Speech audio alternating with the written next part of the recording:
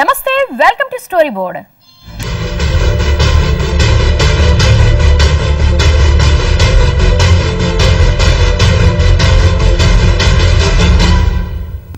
ఏం తినేటట్లు లేదు, ఏం కొనేట్టు లేదు. నెల తిరిగేసరికి సామాన్యుడి బడ్జెట్లో లెక్కలు మారిపోతున్నాయి.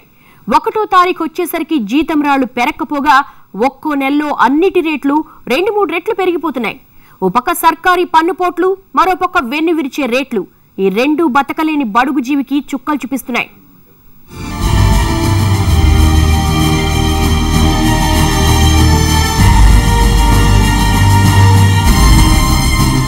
ఏడాదిలోనే రెట్టింపైన పప్పుల రేట్లు,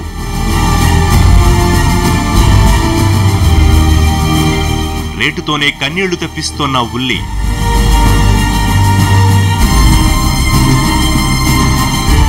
సామాన్యుడి నెత్తిపై విజిట్ ట్రబుల్స్.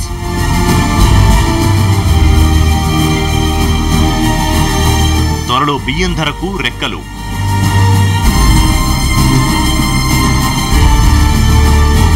వడదెబ్బ తగలాలంటే వేసవి దాకా ఆగాల్సిన అవసరం లేదు. జస్ట్ ఓసారి అలా పచారీ కొట్టుకెళ్లి పప్పుల ధరలు అడిగి చూడండి. వడదెబ్బను మించిన ధర దెబ్బ తగులుతుంది.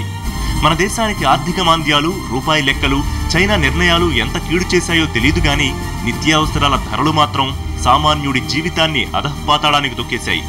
పెరిగిన ధరలు జనాల్ని వణికిస్తున్నాయి. ఒకప్పుడు బంధుల ఇబ్బందులతో బయటికెళ్లడానికి భయపడే సామాన్యుడు ఇప్పుడు రేట్ల పోట్లకు భయపడిపోతున్నాడు. ఇంట్లోకి నెలవారీ సరుకులు తెద్దామని బయటికెళ్తే ఎక్కడ ధర దెబ్బ తగులుతుందో అని బెంబేలెత్తిపోతున్నాడు. నిన్న మొన్నటి దాకా కొండెక్కి కూర్చున్న అదే కందిపప్పు ఇప్పుడు సచిన్లా సెకండ్ సెంచరీ కోసం పరుగులు తీస్తోంది. పప్పు కందిపప్పు 50 రూపీస్ ఉండాల్సింది 150 ఉంది. మేము అసలు ఏం కొనలేని పరిస్థితి. మిడిల్ క్లాస్ ఫ్యామిలీస్కి చాలా కష్టం అవుతుంది ఇంత రేట్స్ పెరిగిపోయినందుకు. అసలు మార్కెట్కి వెళ్తే డబ్బులు తీసుకెళ్తే అసలు డబ్బులు అసలు ఏం కొనాలో అర్థం అవ్వట్లేదు. ఇక మాకే ఇంత కష్టంగా ఉంటే సామాన్య ప్రజలు బీద వాళ్లకు ఇంకా కష్టంగా ఉంది. ఇక మిగిలిన పప్పు ధాన్యాలు కూడా సెంచరీలు కొట్టి కంది వెంటే పరుగులు తీస్తున్నాయి. పెసరిప్పటికే 120కి దగ్గరగా వస్తే మినుములు దాన్ని దాటి 140కి రీచ్ అయిపోయాయి. ఇక అపరాలు ఆకాశాన్ని అంటుతూ ఉంటే అదే బాటలోనే నూనెల ధరలు కూడా సలసలా కాగుతున్నాయి. వెళ్దామంటే అడుగు పెడదంటే భయం అవుతుంది. కిరాణా షాప్కి వెళ్దామన్నా భయమే. పప్పు కొందామంటే 20 రూపాయలకున్న కిలో పప్పు కందిపప్పు ఈ రోజు 130 రూపాయలు. మినప్పప్పు 30 రూపాయల కిలో, మినప్పప్పు ఈ రోజు 150 రూపాయల కిలో వస్తుంది.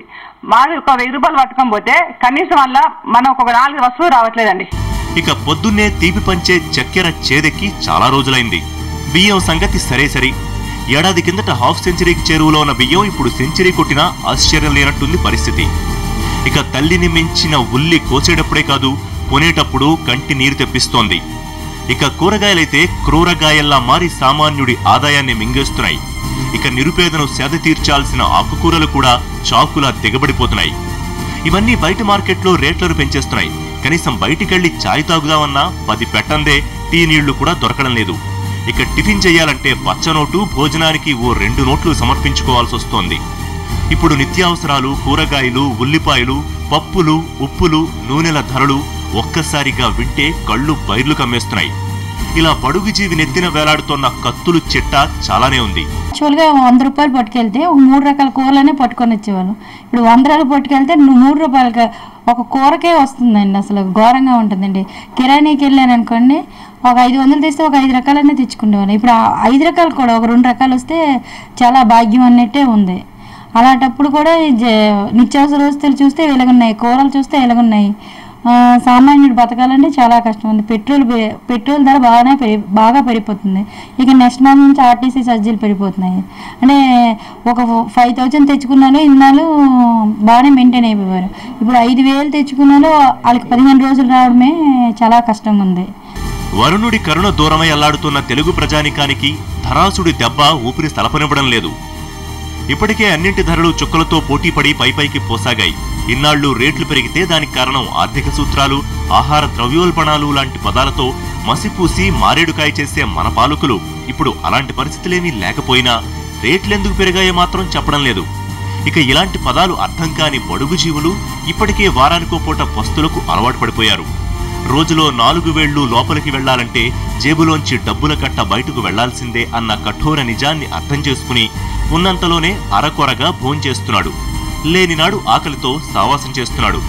ఒక్కో వస్తువు రేటు అడుగుతూ ఉంటే భవిష్యత్తు అగమ్యగోచరంగా కనిపిస్తోన్న సామాన్యుడు ధరల నియంత్రణలో ప్రభుత్వం చేయగలిగేదేమీ లేదని, పెరిగిన ధరల్ని తమ జీతాలు ఈ జీవితాలు ఇప్పట్లో అందుకోలేవని తెలిసి బరువెక్కిన గుండెతోనే బతుకు బండిని నడిపించేస్తున్నాడు.